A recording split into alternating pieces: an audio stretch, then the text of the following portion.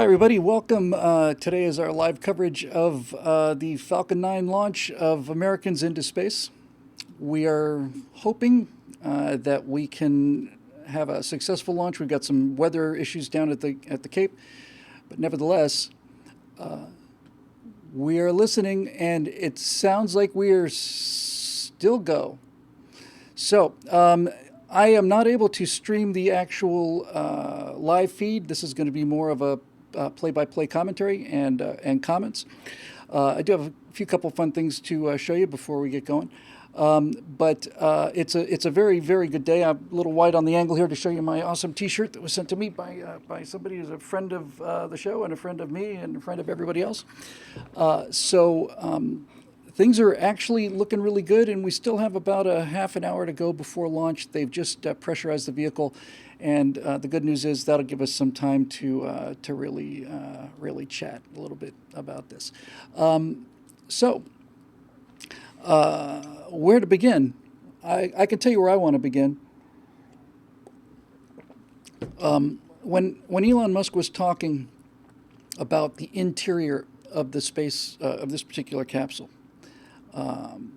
he said something that was really remarkable, and I think the essence of why SpaceX is doing this instead of Boeing or Lockheed or anybody else. He was talking about the interior of the Dragon capsule. I've got a couple quick pictures of it here, give you maybe a little better look than what you might be seeing on your TV screens now. But you can tell, first of all, the immediate impact is that these are not the same spacesuits as before. These are not the enormous, bulky, heavy suits that we're used to seeing on the part of astronauts. The helmets, the design is clean. It looks like an ad for Apple. It looks like they're inside one of the Apple ear pods or something. It's absolutely astonishing. And then the actual design of the interior. Oops, sorry, not that one. This guy this is the thing that Elon Musk said that I thought was just so profoundly interesting. When he was talking about the Falcon capsule and about the interior of it, that's it, by the way, you're looking at it. The Apollo capsules, as you remember, were just nothing but just packed, dials, instruments, gauges, all kinds of other things, and very little room to move. This is the inside of an actual Dragon 2 capsule. But here's what Elon Musk said that I thought was just so really, really remarkable. He said that he wanted the inside of the capsule to be beautiful. That is a bit of a mind-blowing experience for a space guy like me, that he would be that just that straightforward about it. He wanted it to be beautiful. This is why this is so different. This is why SpaceX is going, because of this man, and because he wanted his capsule to be beautiful. Now, that may not sound like such a big deal to you, but it's an enormously big deal.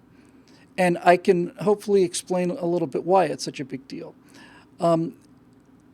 What Elon Musk is doing here is he is saying, this is how I want things. And so that's how they're going to be. I want them to be beautiful. Okay. The reason that it's beautiful is because Elon Musk wanted it to be beautiful. And the reason that happened is because this is Elon Musk's company. The reason that when they were testing the Falcon Heavy, they didn't load it with concrete. They loaded it with a Tesla Roadster combined with a guy in the dummy suit called Starman playing David Bowie with Don't Panic on the navigation screen, is because this is Elon Musk's company. And it is inconceivable that Boeing, Lockheed, Northrop, or any of the other giants would have been able to do something like that. It's inconceivable that they would have named their recovery vehicle, Of Course I Still Love You. It's inconceivable that prior to SpaceX, that going into space would be considered something that's fun. And that's really it in a nutshell. He has determined that this not only should be successful, but that it should be fun. And I am continually blown away by that aspect of it. There we go. Yeah. The fact that it needs to be fun, that it needs to be beautiful, that it needs to look good, and so on. So the overall effect, if you're looking at the SpaceX stuff live, the launch stuff, the overall effect is simply overwhelming when you take how clean the capsule is in terms of its minimalist design. When you look at how clean and how elegant the suits are, how little there is in the cockpit, but what is in the cockpit really, really counts. It looks like a 21st century spaceship. It looks like a capsule from the future. And this entire launch today is absolutely, more than anything, I think, an indication that we are now in Space Race 2, and that Space Race 2 is going to be a 21st century space race. And there's a lot about that that's going to take a little bit of getting used to for guys like me, in a good way. For example, we've heard them refer to the crew several times, and we didn't talk about, Armstrong and Scott are in the Gemini 8 capsule. It's like, no, it's Bob and Doug. Bob and Doug. Okay, Bob and Doug. That's working for me. So we're T-minus 25 minutes and counting. The weather, I have to say, at Cape Kennedy does not look promising. They said they would make the decision on the spot. This is going to be an interesting decision, actually, and an important one. It will be the decision on to whether or not they want to launch today. That's going to be a big deal. And I think we are going to be seeing, I think we're going to be seeing something that's basically, if they launch, that means they have a great deal of confidence in their vehicle, a great deal of confidence in their recovery system, a great deal of confidence in all of that. If they launch, because it is not a beautiful, perfect day by any means. So if they decide to go with this launch today, that means they've got an awful lot of confidence in everything working downstream. Now, if they don't launch today, then that's a different kind of confidence, and I think it's, if not equally important, I think it's more important. They know that the whole world is watching. They know the historical importance of this. They know how nobody likes to be disappointed. If they scrub the launch due to weather, then that is what I would like to see. I do not think we will see a case where the end result will be they launched and something bad happened because they jumped the gun. I think if they're going to go, they're going to go because it's safe, and if they cancel, they're going to cancel because it's more important to do it right than to do it on time, on schedule. It's an arbitrary deadline, and if they're not going to have the situation look good, then they won't go. But again, if they do, they will. So part of what we're going to be looking at today, prior to the actual launch, is going to be looking at how SpaceX handles risk management. Perfect days are unusual. You can't wait till you have a perfect day. The system, the vehicle, all of it has a significant amount of elastic in it in terms of things like bad weather variables. I didn't know until relatively recently, a couple of years ago, that the 4 vertical towers surrounding the rocket were actually lightning protection. And we are going to see whether or not they're going to go with it or whether they're not. I'm looking at the SpaceX website now, and it's beautiful. There was a page, maybe it's on this page here, where they're basically talking about the countdown. Yeah, that's what I'm looking for. So right now we're at about 20 minutes out, and the current status is they're loading the liquid oxygen. The kerosene has been loaded. The liquid oxygen has been loaded in the first stage.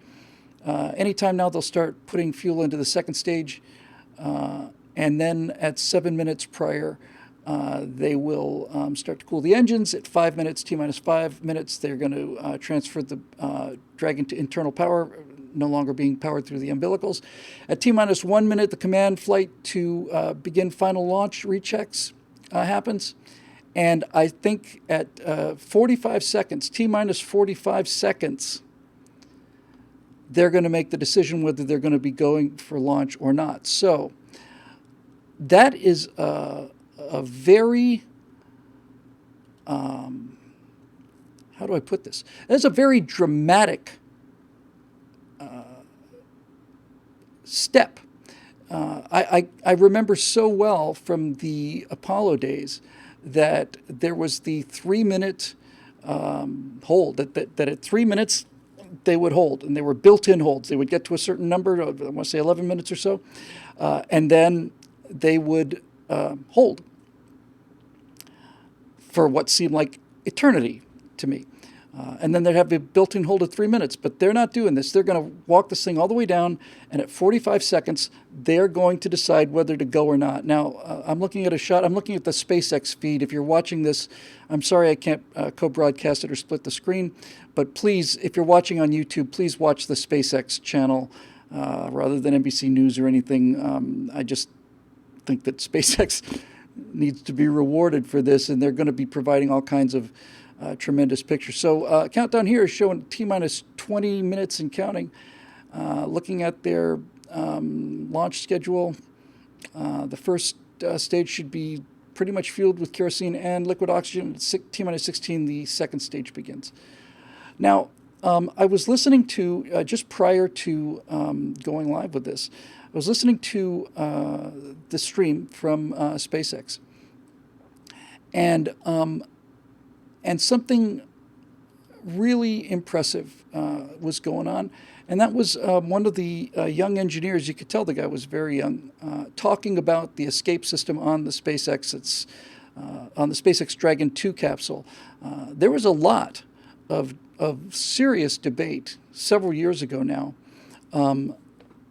concerning the escape system, whether or not it was even going to be needed. Let me just catch up.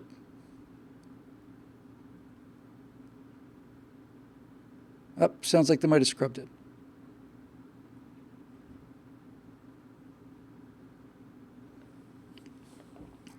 Okay.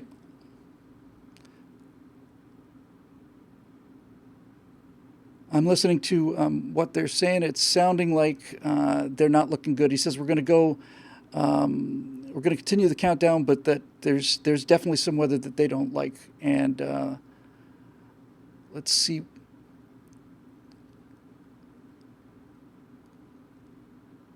Okay, so so the live SpaceX feed has just confirmed that the weather report indicated that it didn't look good, but that they're going to continue the countdown.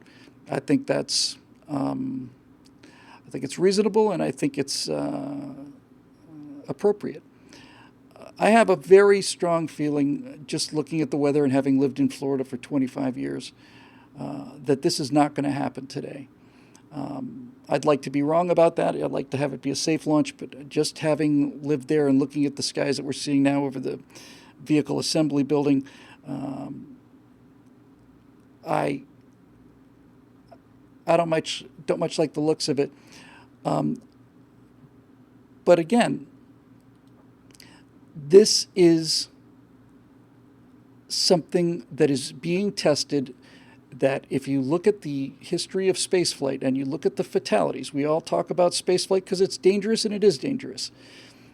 But if you look at the people that have died in space, in the American space program anyway, all of them Apollo 1, 3 on Apollo 1, the 7 on Challenger, and the 7 on Columbia. That's a lot of people, given the astronaut population.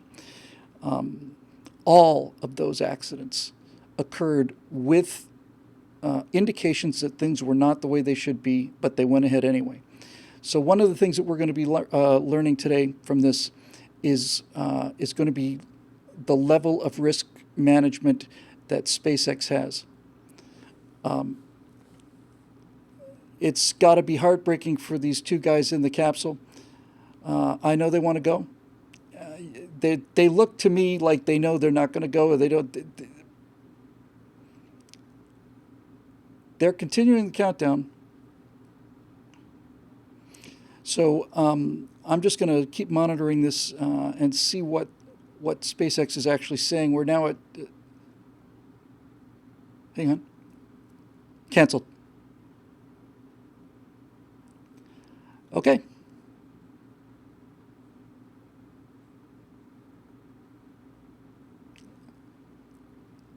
Good for you. Good for you.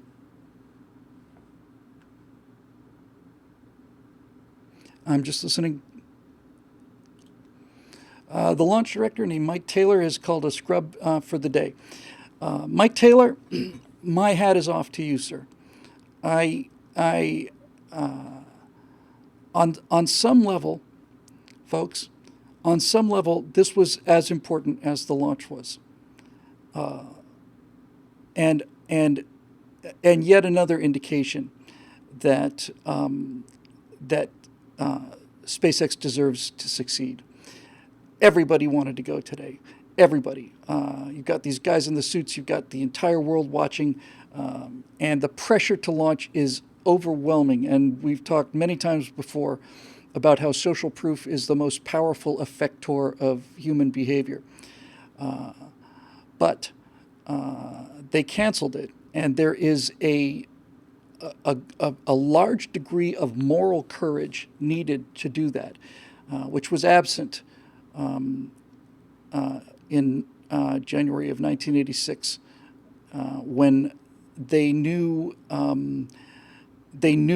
that there were problems. They knew it was cold. Engineers were saying you can't launch, but administrators and bureaucrats said, "Well, we need to get this up there." So, when administrators and bureaucrats overrule pilots and engineers, you got a real problem if your occupation is flying into space. So we'll just do a couple concluding remarks, and obviously a little disappointing about the launch, but we'll have a chance to do it again too. So stick around for a second, because I really do think there's a really important lesson to be learned in this. Mike Rowe had a remarkable speech called "Safety Third," and I don't remember it in the detail that I should, but nevertheless, it went something like this. Whenever he says, people say, "Oh, safety first, safety first, safety first," he of course narrated "Deadliest Catch," which is about very dangerous kind of work. And Mike Rowe said, obviously, if it was safety first, then we simply wouldn't go. If safety was first, there's no reason to go out there into the middle of the Aleutian Sea, the Bering Sea rather, and risk our lives. So safety is not first. And if safety was second, then we would go out in billion-dollar vehicles that were unable to turn over, and so on and so on and so on. So safety isn't second either. He said safety's third. First is the mission, second is the cost of actually doing the mission, and third is safety. And that is an appropriate way to think about things. What we're seeing here, and the astronauts are just fidgeting on the counter, as I so identify with this poor guy. He's just running his fingers over the incredibly sparse and beautiful control panel inside the Dragon. The launch director, and I say this with the greatest respect, or at least one of the commentators that I'm seeing on the feed, looks like the kind of guy who would have been Gene Kranz's rebellious younger son, who was determined to show Gene that he was his own guy, and there's nothing wrong with doing acid anyway. good for him. There's a lot of lessons that this space kid is learning and have been learning with SpaceX. So anyway, again, safety's third, and now you have to factor in where does that decision happen. This was a good day. They say that you learn most of your lessons from failure, and that's true. You could look at today as a failure. I don't. And the second he called it, I did not look at it as a failure. The second they scrubbed that launch, just a few minutes ago now as we record this, was that this is a success. It's a success in a test of the most deadly aspect of space exploration to date, and that is the moral courage to abort when things are not looking the way they should. And that system, that safety system, the moral courage of the people making the decisions was successfully tested today and will provide long-term benefits for the astronauts, for the vehicle, for the people and the cargo that they fly. I wish I could tell you that would last forever. I don't know if it will. I've watched Apple Computer just basically turn into a negative image of itself after the passing of its visionary founder. But what I mean by that is that it is my fervent hope that SpaceX understands that you cannot allow these decisions to be made by anything other than the condition of the spacecraft and the launch conditions. I'll just close with this. I had an experimental long easy for a couple years, and then and prior to that, I'd flown 7 or 8 years. And you can never tell when something is going to go wrong with an airplane. Things happen, and I've had 3 engine failures and emergencies and so on. But I had a simple rule, and I never, in 1,000 hours of flying, I never broke one rule. I did do some adventures into weather where I was looking back on it was poor decision making and other poor decisions that I've made. But there was one rule that I swore to myself when I started flying, and I never did break that rule. And that rule was very simple. I promised myself that I would never take off in an airplane where there was a known problem with the airplane, no matter how small. If there was a known problem, I'm not flying it. We would do careful pre-flights every single flight. I never, ever did not pre-flight that airplane, even though it was kept in a hangar and I was the person who put it away and so on. I never failed to do a pre-flight, and I never took off if there was any known defect really of any kind. And I think that's really what's being shown here. In the comment section, Red Scourge says it makes no sense to even launch from such a wet climate, to be honest.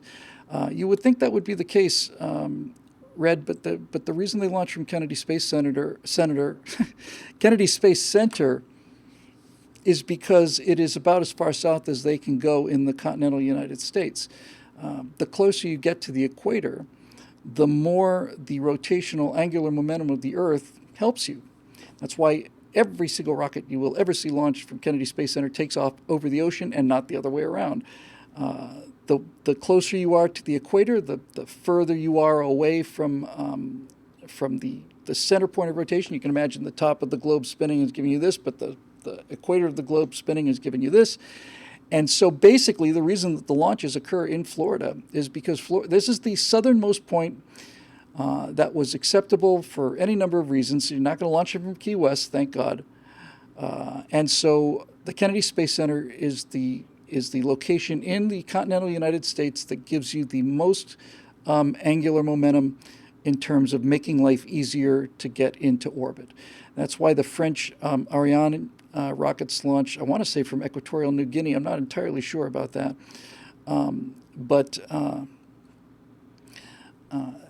And parenthetically, this has been Guyana. Thank you, Dave. Yeah, I had a feeling it was in South America. And And this is a major disadvantage for the Russians. The Russians having to launch from a significantly further northern latitude than the Americans. And ESA gets even more of a benefit. Although, my God, ESA has vanished, haven't they? They just disappeared. They're just gone off the radar. I might also mention something that I saw, and we'll wrap this up since we're here. And it had to do with the Chinese space program. And as it turns out, you can only imagine my surprise. As it turns out, a number of the Chinese launch facilities have habitation downrange. They launch from deep in the interior. They could launch from their coast, but I'm sure they're too paranoid for that. They have a number of launch complexes. Memory serves, they have 3 of them, but there are significant populations immediately downrange of the vehicle. That means as the vehicle goes up, it is flying over fairly significant numbers of people. There have been explosions in the Chinese space program, and the wreckage comes raining down on the heads of the Chinese people. But China's not too worried about that. The Chinese Communist Party is the Chinese Communist Party. So that's a small price to pay if you kill a few hundred people. We've a beautiful setup with the Kennedy Space Center going out over the Atlantic. There's not much that's going to get hurt out there. Give me a second to remember the flight. It was, oh, come on. I think it was either 13 or 14. There was one flight of the, it might have been Mercury Gemini, but I'm virtually positive it was Apollo 13 or 14, where prevailing winds were so contradictory than usual that if they had to abort the launch and if the escape tower had pulled the vehicle, the crew capsule free of the Saturn V, the vehicle would have landed in the state of Florida and not out to sea. Was it Apollo 7? Thank you, Dave. Good man. And the problem with this was that particular capsule, thank you guys, Apollo 7, that particular capsule was hadn't been fully upgraded after the Apollo 1 fire caused the entire redesign of the Apollo capsule. It didn't have quite the support in terms of the astronaut seating to absorb stress. And so the concern there was if they had to abort the launch on Apollo 7, given the winds, the capsule would not have splashed down in the ocean.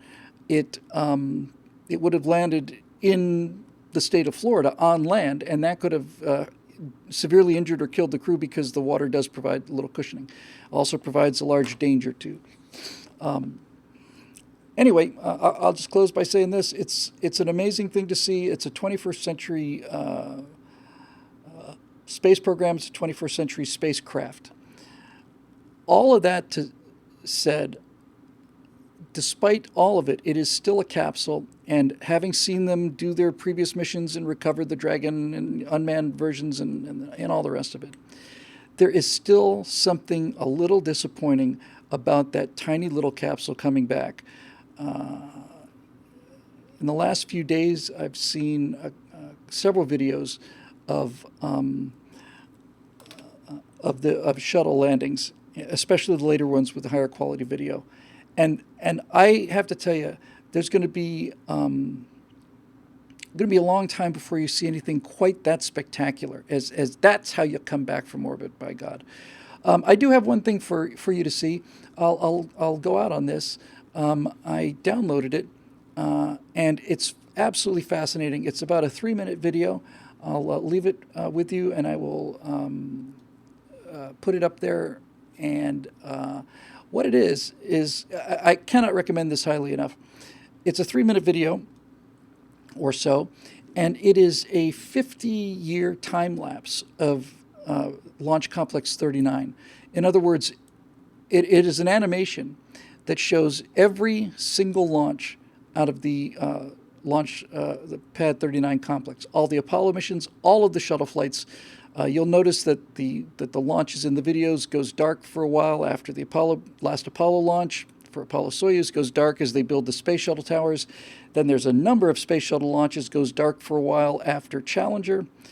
Then a lot more launches, and it goes dark again after Columbia, and includes some SpaceX launches. So this is absolutely superb. I will leave you with this. We will reschedule for when the next launch is ready, and hopefully we'll be able to see all of you back here for that. But until then, I hope you enjoyed this as much as I did. I thought this was really, really remarkable. So here you go. Come on. Well, you never know when. It dragged it right onto the screen. It didn't like it. Okay, we'll try it this way. Hang on. I know it's the worst produced space commentary on the internet. But you need to see this because it's very cool. That should have just worked. Should have just dragged it in there. Okay. Can I do that? No? No? Okay. Well, we'll do it this way. Hang on. I wouldn't lie to you. In the media source, it's just really, really cool and gives you an idea of what the actual history of Pad 39 is. Let's browse for this time. My desktop. Hang in there, folks. Here we go. Here we go. All right, enjoy. We'll see you. We'll see you next time as soon as we get the next launch scheduled. Hopefully that will do it. But why some say the moon? Why choose this as our goal? Oops. But why some say the moon? Why choose this as our goal? And they may well ask, why climb the highest mountain? Why 35 years ago fly the Atlantic? Why does Rice play Texas? We choose to go to the moon. We choose to go to the moon.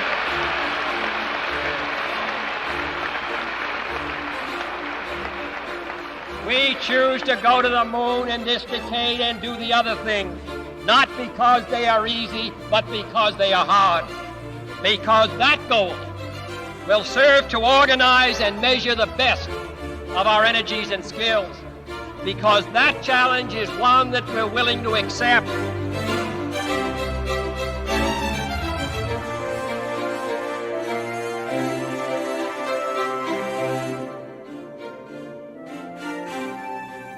Minus 10, 9, 8, 7, 6, 5, 4. We've gone for main engine start. We have main engine start.